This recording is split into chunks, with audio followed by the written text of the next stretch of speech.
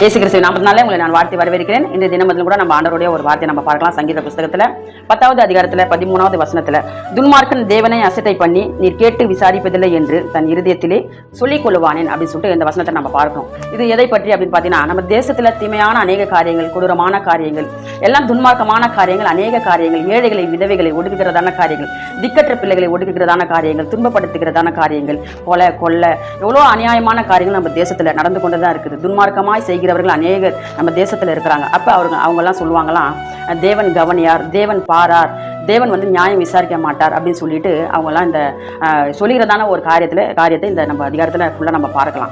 அப்போ நம்ம பழைய ஏற்பாட்டில் கூட பார்த்தீங்கன்னா 1 சாமுவேல்ல 17:46 பார்த்தீங்கன்னா, தினந்தோறும் ஜீவனுள்ள தேவனை ஒரு கோலியாத் நிந்திக்கிறதான காரியத்தை நம்ம அந்த அதிகாரத்தில் நம்ம பார்க்குறோம்.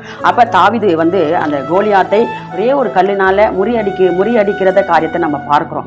அப்போ அந்த பழைய ஏற்பாட்டில் பார்த்தீங்கன்னா, அதே ஏசாயா 36:4 கூட நீங்கள் பார்த்தீங்கன்னா, எசேக்கியா ராஜாவுக்கு எதிராக அந்த சனகரிப் அவர் அந்த கூட்டத்திற்கு எதிராக தேவனை தூஷிக்கிறதான ஒரு காரியத்தை அவர் செய்கிறாரு.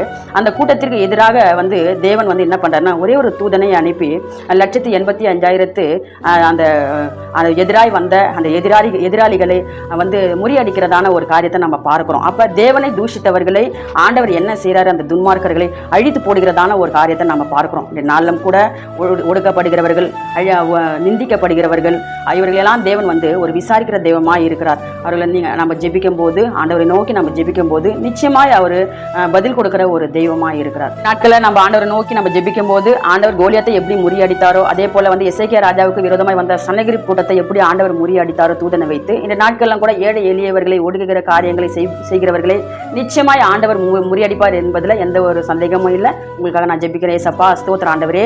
அப்பா ஸ்தோத்திரம். எங்கள் தேசத்தில் நடக்கிறதான எல்லாம் பாழான காரியங்கள், எல்லாம் அருவருப்பான காரியங்கள், ஏழைகளை ஒடுக்குகிறதான காரியங்கள், திக்கற்றவர்களை ஒடுக்குகிறதான காரியங்கள், விதவைகளை ஆண்டவரை பட்சிக்கிறதான ஒரு காரியங்களை செய்கிறவர்களை என் தேவன் நிரப்பா ஸ்தோத்திரம் அப்பா, அவர்களை தேவன் பாரார், கவனியார் என்று சொல்லுகிறவர்களை என் தேவன் சந்தித்து அவர்களெல்லாம் என் தேவன் மாற்றும்படியாக நாங்கள் செபிக்கிறோம் அப்பா. ஸ்தோத்திரம், நன்றி செலுத்துகிறோம் அப்பா. ஆசீர்வதிங்க, பலப்படுத்துங்க. இயேசு கிறிஸ்துவின் நாமத்தினால் செபிக்கிற மகிழ்ச்சியுள்ள நல்ல பிதாவே. ஆமீன், ஆமீன். God bless you. கர்த்தர் உங்களை ஆசீர்வதிப்பார்.